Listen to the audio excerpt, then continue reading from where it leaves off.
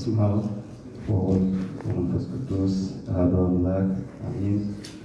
የዘመናት ባለቤት የፍጥረት ሁሉ ጌታ የወለዋን እግዚአብሔር ሆይ እችን ዕለትና እችን ሰዓት እድሜያችን ላይ ተጨማሪ አድርገህ ቅዱስ ቃልህን እንድንማማር ስምህን ጠርተን እንድናመሰግን በቅድስና አደባባይ ለፍቅርና ስለ ፍቅር ያገናኘህን እግዚአብሔር ሆይ ከምድር እስከ አርያም ስምህ ለዘላለም የከበረና የተመሰገነ ይሁን። አሜን።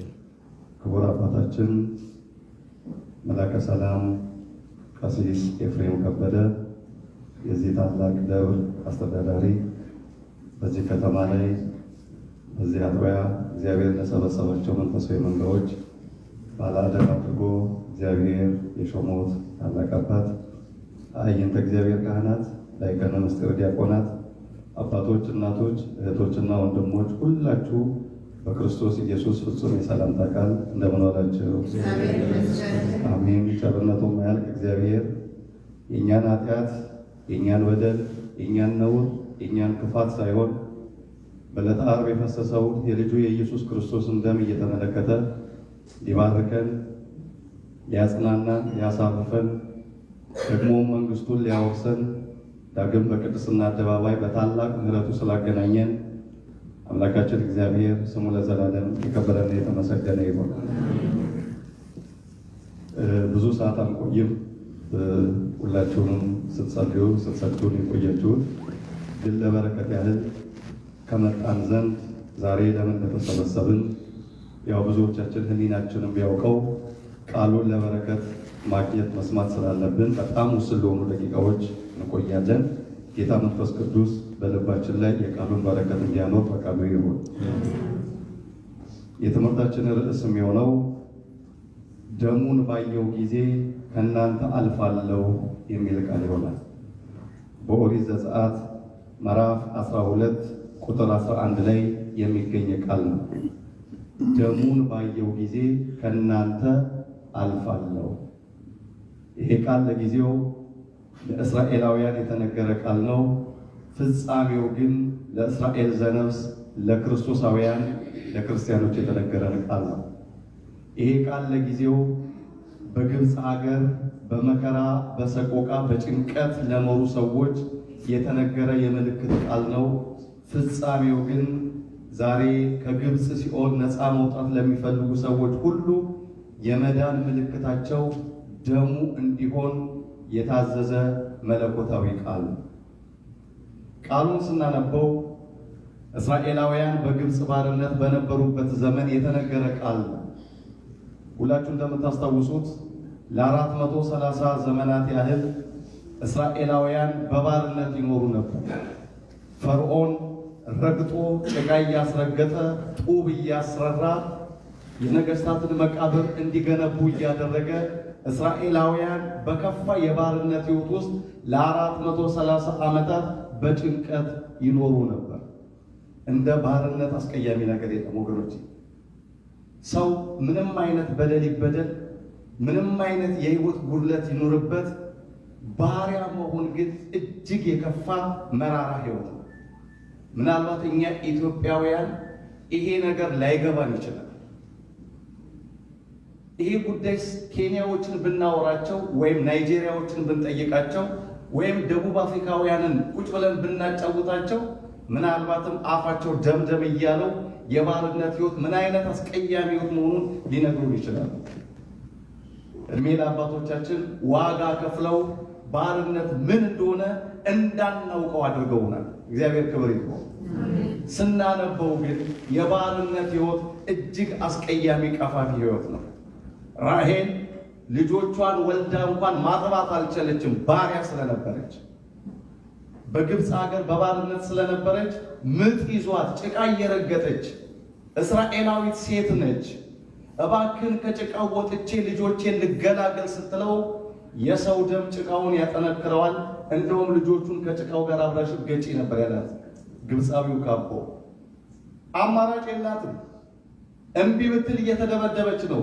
ጀርባዋ እስኪላጥ ድረስ በጅራፍ እየገረፋት ነው። እምባዋን በእጆቿ መዳፍ ላይ ሞልታ የአብርሃም የይስሐቅ አምላክ ግፋችንን ተመልከት ብላ እንባዋን ረጨች። የራስሽ ጉዳይ እያለ ይገርፋታል። 2 መንታ ልጆቿን ጭቃ ላይ ጣለች ይላል። ወለደቻቸው። እርገጭ አይኔ እያየ አለ ረገጠቻቸው፣ ደማቸው ከጭቃው ጋር ተላወሰ ይላል። ባርነት ክፉ ነው። ሰብአዊ ክብርህን ያሳጣሃል፣ ማንነትህን ያዋርድሃል። እንኳን አይደለም ለልጆችህ ለራስ መብት መከራከር እማትችልበት ክፉ ህይወት ነው ባርነት። በዛ ጊዜ ነበረ የራሔል እንባ መንበረ ጸባዖት ደረሰ። ራሔል ስለ ልጆቿ ጮኸች። በሷ ምክንያት እግዚአብሔር ከግብፃውያን እጅ እስራኤላውያንን ነፃ ሊያወጣ ፈለገ። ስለዚህም ሙሴን አስነሳ፣ ወደ ፈርዖን ላከው። የተለያዩ መቅሰፍቶችን በግብፅ ላይ እግዚአብሔር አመጣ። 11ኛ ስጥመተ ባህር ነው። 10ኛው ግን ሞተ በኩር ነበረ። የበኩር ልጆቻቸውን በሙሉ እግዚአብሔር መግደል ጀመረ በግብፃውያን ላይ። ቀኑን ጨለማ አደረገባቸው፣ እስራኤላውያንን አለቅም ይላል ፈርዖን። ውሃቸውን ደም አደረገባቸው፣ እግዚአብሔርን አላውቅም ይላል። የሚናከስ ዝንብ አመጣባቸው፣ እግዚአብሔርን አላውቅም ሕዝቡንም አለቅም ይላል። ጓጉንቸርና እንቁራሪት በቦሃቃቸው ላይ በመሰቦቻቸው ላይ እግዚአብሔርን አገባቸው፣ እግዚአብሔርን አላውቅም ሕዝቡንም አለቅም ይላል። እንዲህ የተለያየ መቅሰፍት እያመጣበት አልመለስ ሲል ከእንስሳትም ከሰውም የበኩር ልጆችን እግዚአብሔር መግደል ጀመረ። የዛን ጊዜ ፈርዖን ደነገጠ። እሱ ራሱ ለእናቱ የበኩር ልጅ ስለነበረ ነው። በዚህ ጭንቅ ሰዓት ነበር እግዚአብሔር ለእስራኤላውያን መልእክት አስተላለፈ በሙሴ በኩል። ከእናንተ ቤት የበኩር ልጅ እንዳይሞት የዓመት ጠቦት በግ ረዱ። ቀንዱ ያልከረከረ፣ ጥፍሩ ያልዘረዘረ፣ ፀጉሩ ያላረረ፣ ከሴት ያልደረሰ የ1 ዓመት ተባዕት የሆነ ወንድ ጠቦት በግ አዘጋጁ። ያንን መስዋዕት አድርጋችሁ እረዱት። ደሙንም አላቸው እግዚአብሔር በቤታችሁ ጉበንና መቃን ላይ ቀቡት። ደሙን ባየው ጊዜ ከእናንተ አልፋለሁ። ርዕሳችን ይሄ ደሙ ያለበት ቤት ሞት አይገባም። ደሙ ያለበት ቦታ መቅሰፍት አያገኘውም። የደሙ ምልክት ባለበት ቤት ውስጥ እንባና ሙሾ አይወርድም፣ ደረት አይደቃም። እናት ስለ ልጇ፣ አባትም ስለ ወንድ ልጁ አያለቅስም። ግን የደሙን ምልክት አስቀምጡ። ደሙ የሌለበት ቤት ልቅሶና ሐዘን ይሆናል አላቸው። እንደተባሉት አደረጉ። በጉን አረዱ። የበጉን ደም በቤታቸው ጉበንና መቃን ላይ ቀቡ። መልአከ ሞት የግብፃውያንን የበኩር ልጆች ሲመታ፣ ወደ እስራኤላውያን ሲመጣ ደሙን ሲመለከት መልአከ ሞት ያልፍ ነበረ ይላል። ይሄ ምሳሌ ነው ለአዲስ ኪዳን። በወቅቱ ተደርጓል ይሄ ታሪክ። ግን እግዚአብሔር በአዲስ ኪዳን በአማናዊው በግ በልጁ በኢየሱስ ክርስቶስ ደም ለክርስቲያኖች ለሚሰጠው ሕይወትና ድህነት በነፍሳችን መቅሰፍት እንዳያገኘን እግዚአብሔር ስለሚያደርግልን ምልክት አስቀድሞ የተሰራ ምሳሌ ነው። ዛሬ የእግዚአብሔር በግ ኢየሱስ ክርስቶስ የተሰዋበት ቀን ነው። ዛሬ አማናዊው በግ መድኃኔ ዓለም ክርስቶስ ቀራንዮ ኮረብታ ላይ ቅዱስ ሥጋውን ክቡር ደሙን ያፈሰሰበት ቀን ነው። ይሄ ለምን ተደረገ ብትል ወንድሜ፣ ለምንም አይደለም። ሞት እንዳያገኘን፣ መቅሰፍት ወደ ቤታችን እንዳይገባ፣ በነፍሳችን ሰቆቃና እንባ ለቅሶ እንዳይመጣብን እግዚአብሔር ከግብፅ ሲኦል ከፈርዖን ዲያብሎስ ነፃ ሊያወጣን የሚችለው በበጉ በኢየሱስ ክርስቶስ ደም ስለሆነ ዛሬ አማናዊው በግ ኢየሱስ ክርስቶስ ተሰውቷል። ያ በግ ባይሰዋ ኖሮ ለእስራኤላውያን ነፃነት አያገኙም ነበር። ሞት ይመጣባቸው ነበር። ሐዘንና ሰቆቃ፣ ደረት መድቃት በቤታቸው ነበር። እግዚአብሔር ከዛ ነፃ ያወጣቸው በዛ በንጹህ በጻዕዳ በግ ነበር። ወገኖቼ እግዚአብሔር ዓለሙን የታረቀው የዓለሙን በደል ሁሉ ይቅር ያለው ኃጢአትና በደል በሌለበት በእውነተኛው ንጹሕ በግ በመድኃኔ ዓለም በኢየሱስ ክርስቶስ ደም ነው። ክብር ለአምላካችን ይሁን። መጽሐፍ ቅዱስ እንዲህ ይላል፣ በደሙ የተደረገ ቤዛነታችንን አገኘን። ኤፌሶን 1:7 ላይ በደሙ የተደረገ ቤዛነታችንን አገኘን። ምንድን ነው ቤዛነት? ቤዛ ማለት ምን ማለት ነው ወገኖቼ? ራንሰም ለውጥ ማለት ነው። አንዱ ስለሌላው የሚከፍለው ዋጋ ማለት ነው ቤዛ። ቅድም ምንባቡ ላይ ልብ ብላችሁ ከሰማችሁ ስለ አብርሃምና ስለ ልጁ ስለ ይስሐቅ በሰፊው አባቶቻችን በታላቁ መጽሐፍ ላይ ጽፈውልን ምስጢሩን ተንትነውት ነበር።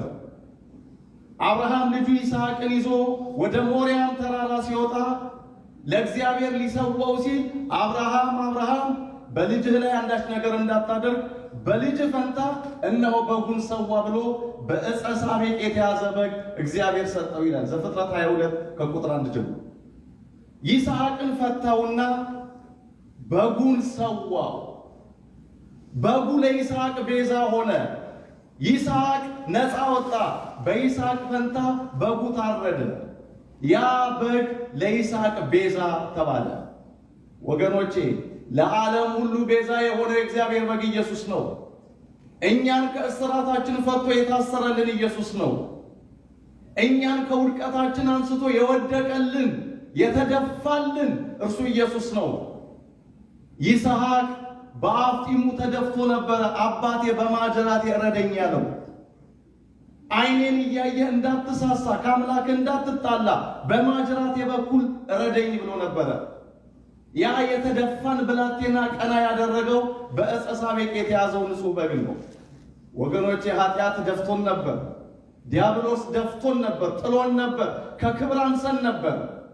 ዕፀ በለስን በልቶ አዳም ባህሪያችን የጎሰቆለ ጸጋችን የተገፈፈ የእርግማን ሰዎች ሆነን ነበር። ኢየሱስ ክርስቶስ ግን ቤዛ ሆነን። እሱ ወደቀና እኛን አነሳን። እሱ ተዋርዶ እኛን አከበረን። እሱ መራራ ጠጥቶ ጣፋጭ ደሙን ሰጠን። እሱ ወደ ጨለማ መቃብር ወረደ፣ የብርሃን ገነትን ከፈተልን። ክብር ለአምላካችን ይሁን። ቤዛ ሆነን። ለዚህ ነው መጽሐፍ ቅዱስ በደሙ የተደረገ ቤዛነታችንን አገኘን። ለዚህ ነው በቃ ቅዱስ ጳውሎስ በክርስቶስ ኢየሱስ ላሉ ኩነኔ የለባቸውም ያለ። መፎከር አይገባም እንጂ መመጻደቅ ትዕቢት ነው እንጂ ወገኖቼ፣ መኩራት ቢገባን መመጻደቅ ቢገባን እኛ በክርስቶስ ኢየሱስ ያለን ሰዎች አብዝተን ልንኮራ ይገባል። ለምን? በክርስቶስ ኢየሱስ ላሉ ኩነኔ የለባቸውም ተብሎ ተጽፏል። ክርስቶስን ያመኑ እርሱን የተከተሉ በስሙ የተጠመቁ ክርስቶስ ቤዛዬ ነው፣ ጌታዬ ነው፣ አዳኜ ነው ብለው በክርስቶስ ክርስቲያን የሆኑ ሰዎች ኩነኔ የለባቸውም። እስቲ ይህንን ቃል በሉት ወገኖቼ፣ በክርስቶስ ኢየሱስ ላሉ በሉ አሁን ኩነኔ የለባቸውም። ሮሜ 8:1 ላይ ሮሜ 8:1 ላይ ወገኖቼ እኛ ተስፋ ያለን ሰዎች ነን። ሲኦል አይጠብቀንም፣ ገሃነመ እሳት አያገኘንም። በደሙ ነፃ የወጣን ሕዝቦች ነን። ለርስቱ የተለየን ወገኖች፣ የእግዚአብሔር ቅዱስ ሕዝብ፣ የንጉሥ ካህናት፣ ለርስቱ የተለያችሁ ተብሎ የተጻፈልን ሕዝቦች ነን። ከደሙ የተነሳ የእግዚአብሔርን መንግሥት ወራሾች ነን። ወገኖቼ ሰይጣን እንዳያታልላችሁ አንተ መንግሥተ ሰማያት ትገባለህ፣ አንቺ ገነት ትገቢያለሽ እያለ በሰው አይምሯችሁን እንዳይበርዛችሁ ተጠንቀቁ። አዎ ወራሽ ነኝ። ኃጢአት ልንሰራ እንችላለን፣ ግን እግዚአብሔር ይመስገን ንስሐ እንገባለን፣ በደሙ ነፃነት እናገኛለን። ልንሳሳት እንችላለን። ሰው ሆኖ የማይበድል እንጨት ሆኖ የማይጤስ የለም፣ ግን ንስሐ እንገባለን። ከደሙ ኃይል የተነሳ የእግዚአብሔርን መንግሥት ወራሾች ነን። ለዚህ ነው መጽሐፍ ቅዱስ በክርስቶስ ኢየሱስ ያሉ ኩነኔ የለባቸውም እንዳለው ሁሉ ዕብራውያን ምዕራፍ 3 ከቁጥር 23 ላይ ወገኖቼ በኢየሱስ ክርስቶስ በሆነው ቤዛነት በኩል እንዲያው በጸጋው ይጸድቃሉ፣ እርሱንም በደሙ የሆነ ማስተስሪያ አድርጎ አቆመው ተብሎ ተጽፏል። አያችሁ የክርስቶስ ቤዛነት። በክርስቶስ ኢየሱስ ላሉ ኩነኔ የለባቸውም አለ። መልሶ ደግሞ ቅዱስ ጳውሎስ በደሙ ስርየትን ያገኙ፣ ይቅርታን ያገኙ፣ ሕይወት ይሆንላቸዋል፣ ክርስቶስ ቤዛቸው ሆኖ መንግሥቱን ያወርሳቸዋል እየተባለ ነው። ይሄ ደስ የሚል ሕይወት ነው ወገኖቼ። ዛሬ መተን የሰገድነው ክርስቶስን ደስ ለማሰኘት አይደለም፣ ነፍሳችን ደስ እንዲላት ነው። ዛሬ የጾም ነው፣ የተንበረከክ ነው፣ ይሄ ሁሉ ሰዓት የቆም ነው። ክርስቶስ ደስ ይበላል ብለን ነው አይደለም። በደሙ የተደረገልንን ነፃነት፣ በእርሱ ሞት ያገኘነውን ሕይወት፣ በእርሱ መከራ ለኛ የተደረገውን ክብር እያሰብን ደስታችንን፣ ፍቅራችንን፣ አክብሮታችንን ለክርስቶስ እየገለጥን ያለነው ወገኖቼ። ክብር ለአምላካችን ይሁን። በነፃነት ልንኖር ክርስቶስ ነፃ አውጥቶናል። ከእንግዲህ ማንም በአዳም ኃጢአት የሚጠየቅ የለም፣ ዋጋ ተከፍሎልናል። ማንም በሕያዋን ኃጢአት ወደ ሲኦል የሚወርድ የለም፣ መስቀል ላይ ዋጋ ተከፍሏል። ዛሬ ነው እሱን እያሰብን ያለነው። በአንድ ሰው በደል ምክንያት ኃጢአት ወደ ዓለም ገባ፣ በኃጢአትም ምክንያት ሞት ለሰው ሁሉ ደረሰ።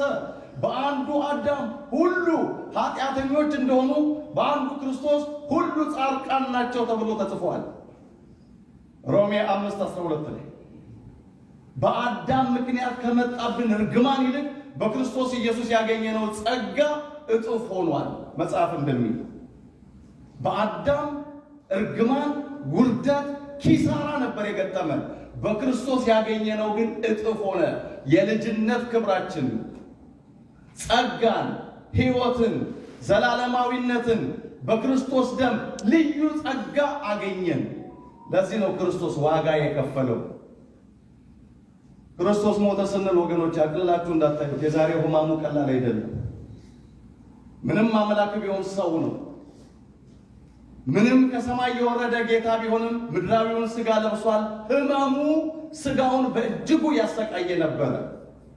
300 እሾህ ነው እኮ የሚለው መጽሐፉ። 300 እሾህ ያለበት አክሊል ሰርተው ራሱ ላይ ደፉ። እሾሆቹ ከመርዘማቸው የተነሳ በራስ ቅሉ በኩል አልፎ ጉንጮቹን ተልትሎ በአገጩ በኩል ይወጣ ነበረ።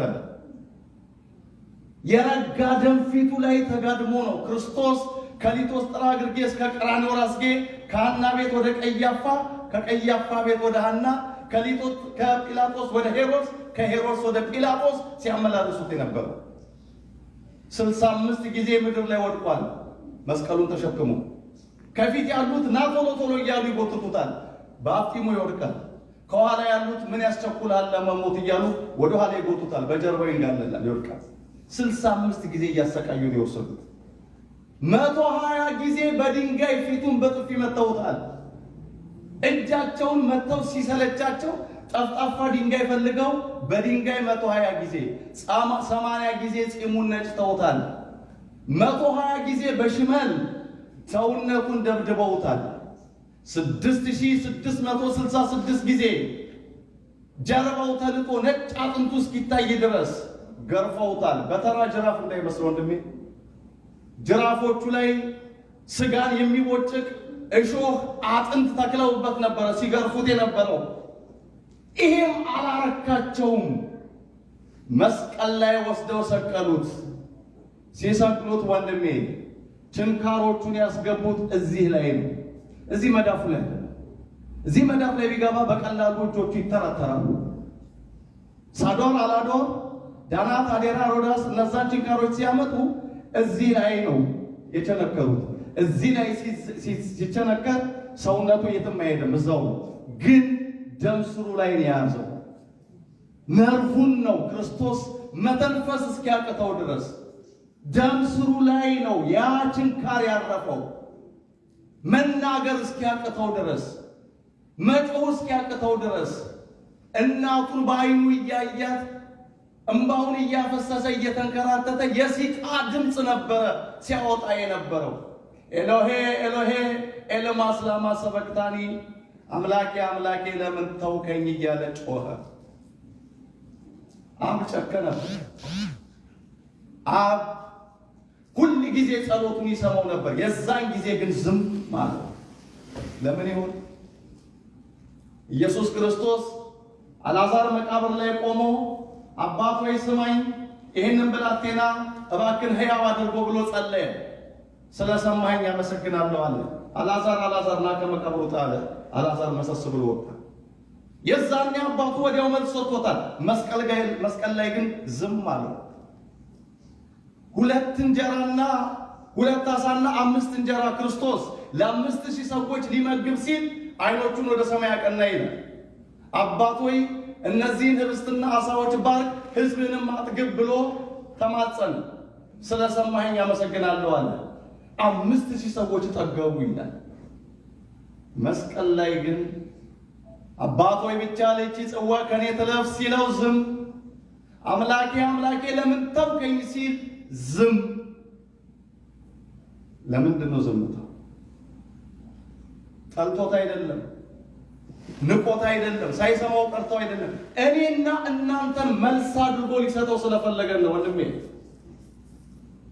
ክርስቶስ የዛኔ የጮኸው ጩኸት አባቱ ዝም ያለው በክርስቶስ የሚያምኑ ይህንን ሁሉ ህዝብ ይኸው ያንተ ፍሬ፣ ይኸው በአንተ ያመኑ፣ ይኸው አንተ ያዳንካቸው በመሞትህ፣ በመሰቀልህ፣ በመድማትህ ፍሬዎችህ እነዚህ ናቸው ብሎ እኛን ሊሰጥ አባቱ ዝም አሉ። የዛኔ ክርስቶስ ባይሞት፣ የዛኔ ክርስቶስ ባይሰቀል፣ ባይቀበር ክርስትና መቼ ይመጣል? ክርስቶሳውያን የሚባል ስም ከየት ይገኛል? በክርስቶስ ክርስቲያን፣ በወልድ ውሉድ የሚለው ቋንቋ በክርስቶስ ሞት የተገኘ ነው። እኛም የደሙ ፍሬዎች ነን። ክብር ለአምላካችን ይሁን። መጽሐፍ ቅዱስ እንዲህ ይላል፣ በእርሱ የሚያምን ሁሉ የዘላለም ሕይወት እንዲኖረው እንጂ እንዳይጠፋ እግዚአብሔር አንድያ ልጁን እስኪሰጥ ድረስ ዓለሙን እንዲህ ወዷል። ዓለም በልጁ እንዲድን ነው እንጂ በዓለም እንዲፈርድ እግዚአብሔር ወደ ዓለም አላከውም ይላል ዮሐንስ 3:16 ላይ። እስቲ ይህንን ቃል ከኔ ጋር በሉት። ዓለም በልጁ እንዲድን ነው እንጂ በዓለም እንዲፈርድ እግዚአብሔር ወደ ዓለም አላከው። ክብር ለስሙ ይሁን። በቃ ዓለም በልጁ እንዲድን። ዓለም ማለት አንተ ነህ፣ አንቺ ነሽ፣ እኔ ነኝ። እኛ በክርስቶስ ሞት እንድንድን፣ በክርስቶስ ቤዛነት ነፃነታችንን እንድናገኝ፣ መንግስቱን እንድንወርስ፣ የሁላችንን በደልና ኃጢአት በእርሱ ላይ ሊያኖር እግዚአብሔር አንድያ ልጁን ወደ ዓለም ላከ። ታስታውሳላችሁ ኢሳይያስ ምን እንዳለ? በሸላቾቹ ፊት ዝም እንደሚል በግ፣ ለመታረድ እንደሚነዳም ጠቦት አፉን አልከፈተም። ተሰቃየ፣ ስለ መተላለፋችን ቆሰለ፣ ስለ በደላችን ደቀቀ። በእርሱ ቁስል እኛ ተፈወስን። የሁላችንን በደል እግዚአብሔር በእርሱ ላይ አኖረ ይላል ኢሳይያስ 53 ከቁጥር 4 ጀምሮ ስንበል የሁላችንን በደል እግዚአብሔር በእርሱ ላይ አኖረ። ንጹሕ በግ ነው ክርስቶስ፣ ምንም የሌለበት በደል የሌለበት ንጹሕ ባህሪ ጌታ ነው። ስለ ሁላችን በደል ግን እሱ እንደ ኃጢአተኛ መስቀል ላይ ወጣ። መስቀል የወንጀለኛ መቅጫ ነበር። በኦሪቱ ዘመን በደለኞች፣ ነውረኞች፣ ግፈኞች እንደነ በርባን ያሉ ሰዎች የሚሰቀሉበት ነበረ። ጻድቁ ክርስቶስ፣ ንጹሑ ክርስቶስ፣ አደብ ጉድፍ የሌለበት ክርስቶስ የእኛን ኃጢአት በእርሱ ላይ ስላኖረ ኃጢአተኛ መስሎ ከወንበዴዎች ጋር ተሰቀለ። በእርሱ ቤዛነት፣ በእርሱ ሞት ግን እኛ ሕይወትን አገኘን። ክብር ለአምላካችን ይሁን። ስለዚህ ይህንን ቃል እስቲ ወገኖቼ በአንድነት እንበለው።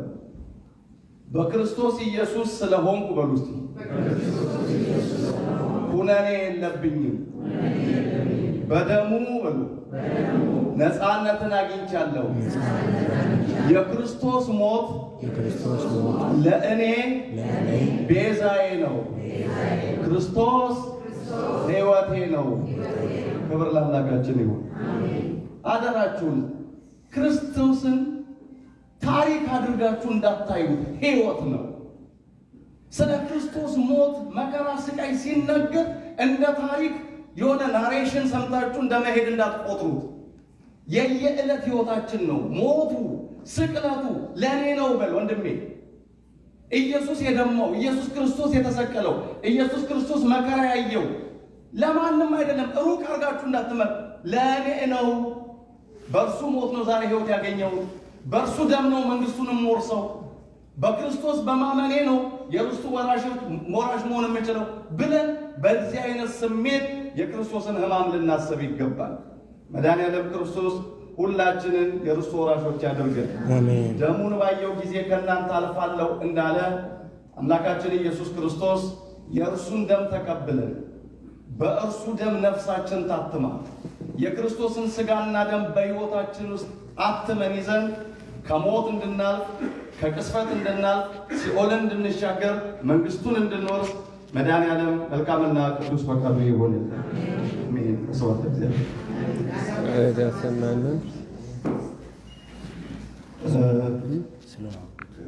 ብዙ ወገኖቼ መልእክቶች ነበሩ ግን ጊዜው